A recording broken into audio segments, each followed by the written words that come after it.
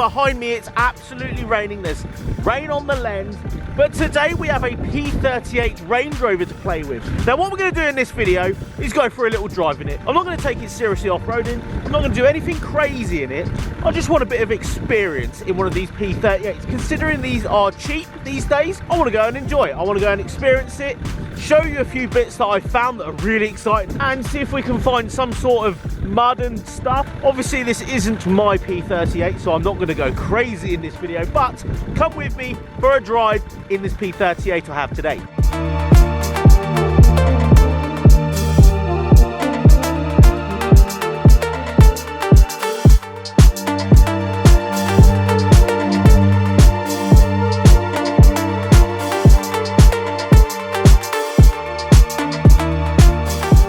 So we're going to start this very murky review. Usually there is a lovely little viewpoint here, but today it's not happening. So we're going old school with a P38 Range Rover. Now, I understand that I'm no professional off-roader. I don't know anything about off-road cars, so I'm going to say that straight off the bat. This is a very, very cool example, though, of something that's a little bit luxurious, I suppose, but off-roady at the same time. And I use off-roady very, very lightly, mainly because it's just got a set of wheels on it. This has nothing else other than a light bar on the front to actually depict itself as being an off-roader. These Range Rovers, especially the P38s, are incredibly good, but we'll have a quick look round. It is rather windy, it is rather rainy today, but perfect conditions for taking a lovely VIP wagon like this off the beaten track. So coming up the front, very cool things to point out. Wipers on the headlights. Such an old school thing. I love stuff like that. So the front of this P38 with the wiper blades there and wiper blades there. Very cool look. Something to point out, I just really like the idea that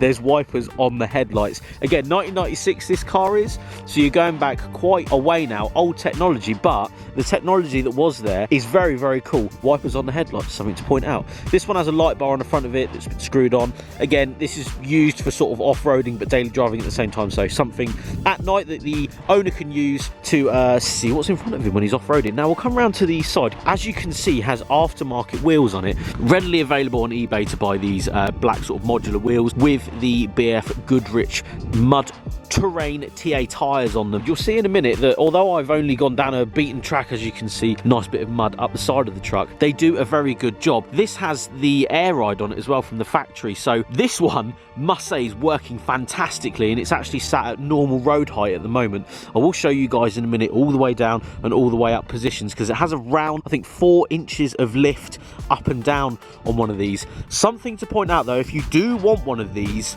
make sure it's got a very good set of airbags, or they've been looked after. That's the main thing. Looking after one of these is probably one of the biggest things.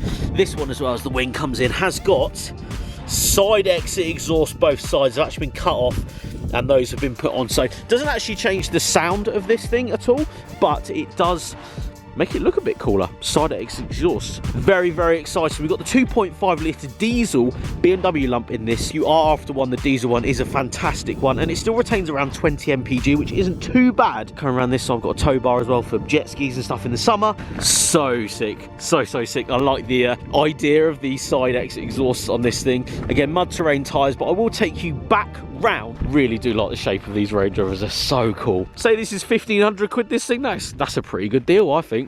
So we'll come inside. There's a massive puddle here that I've decided to park next to, and if we open up, you can see the old school Range Rover interior. This one has a bit of wood in it as well. Look at this.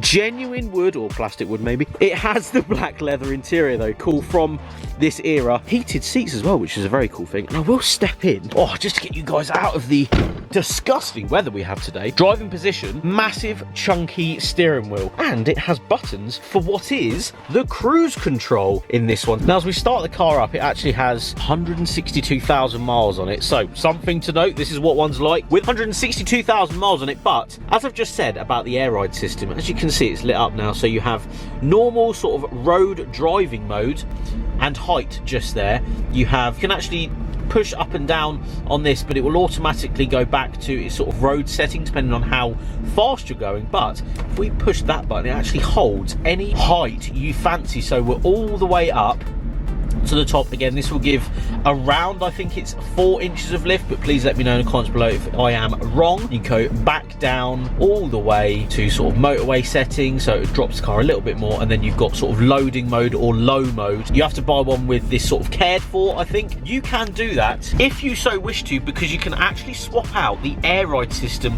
for coils. Something to think about if you do get one of these and the air ride goes, you can swap it out for coils. But the rest of the interior is pretty simple P38 stuff. You've got the mirrors and the windows down here, automatic gearbox with this lovely wooden effect, wood pieces everywhere, sunroof in this one, and more than enough room for the kids in the back.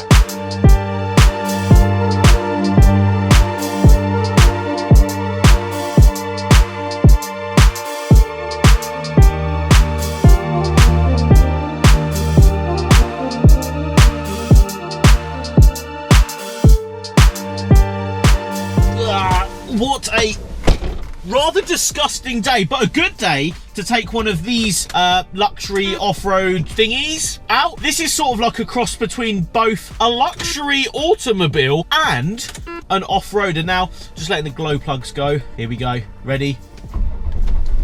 Yeah, now we're talking. The owner did advise me to do that before starting it. Procedures. The classic Range Rover life is all about that. Procedures on procedures. So, I'm going to leave the window down a little bit because it is rather muggy and disgusting. So all of the windows are fogging up, of course. We're going to go for a drive. A little off-roady drive in this P38. I don't do a lot of off-roading, you guys know that full well. So me and you, as a channel and car enthusiasts and stuff, we're going to take this out for a little burble down some, I'm going to say a track. It's a track more than anything. We're going currently down the track. What I love the most, actually, before we do carry on, is the fact that although there's lights down here saying the car's at full tilt and all that business, the size of the steering wheel, the thickness is hilarious. It's so big. I think everything is slightly chunky in here, especially down to switches as well. Although the headlight switch isn't too chunky, the indicator switch is absolutely massive, and so is the wiper switch the other side. It's classic 1996 Range Rover, this. But I think as we go down this track, there's a lovely seagull up there, look at that. I'm going to pick the pace up a little bit because this thing, this luxury SUV, but an old one, can actually take quite a lot of beating. They're constantly four-wheel drive, these things. So, ooh, we got some slippage.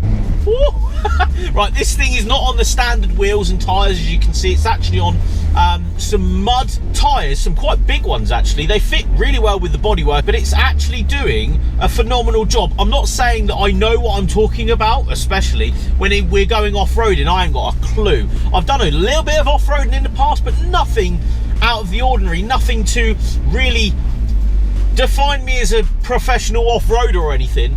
But with the keys to a P38, we needed to find somewhere little, quiet, secluded to go and actually enjoy this thing. It does take bumps incredibly well. The air suspension that this one is using is creating a supple ride, as well as these lovely leather seats that this one has. These do a fantastic job of the whole Range Rover feel in here. It's an automatic box with low range and sport mode as well. Sport mode, I've found, only really holds onto the gear more than it normally does. It does a good job of just wafting and off-roading at the same time. You don't have to go balls to the wall off-roader in this thing. You don't have to go crazy lift kits and all that sort of stuff.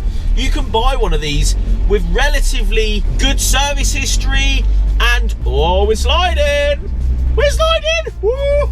Relatively good service history. This one actually has the diesel BMW 2.5 litre turbocharged engine, which I would probably opt for. Not saying you should, because the petrol one is pretty cool at the same time, but it will retain a better MPG figure.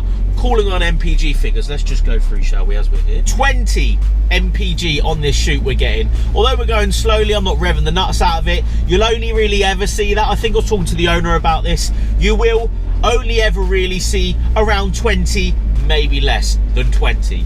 I think there's a lot of people out there that like their off-roaders and would never touch a P38, and I completely understand why. It is rather cool to me though that you can have this much luxury. This literally has some mud tyres on it, and it is coping with what I'm throwing at it at the moment. Yes, don't get me wrong, it's smidgen of what it's actually capable of, this thing. But again, unfortunately, I don't own this thing, so I can't really test how far and how crazy the articulation can be, how it gets itself out of ruts. But we are on a pretty rutty track at the moment, and it seems to be doing a very good job of pulling it out. It doesn't slide all over the place. It is actually quite secure on the road with these big mud tyres on. I do think if you can have one of these with road tyres, it's not going to be as good as this one is. I mean, this one is actually pretty phenomenal at off-roading, or at least going down a track slowly, because that's all I'm doing. Say this was £1,000, £1,500, say, just between mates, it's 1,500 quid, right? That is a banging deal for one of these. Just know that they are incredibly luxurious inside. It feels like a Range Rover in here, very well built. I think these were about 50 grand when they came out. Think about that, £50,000 is a lot of money. Yes, that's 1996 technology, but it does have cruise control. It has the airbags, especially this one, that are incredibly good, like incredibly good. It's quite funny, although this thing is doing a fantastic job at just wafting. And yes, I'm only doing 10 mile an hour down a track. It is incredibly rutty. Bloody impressive though.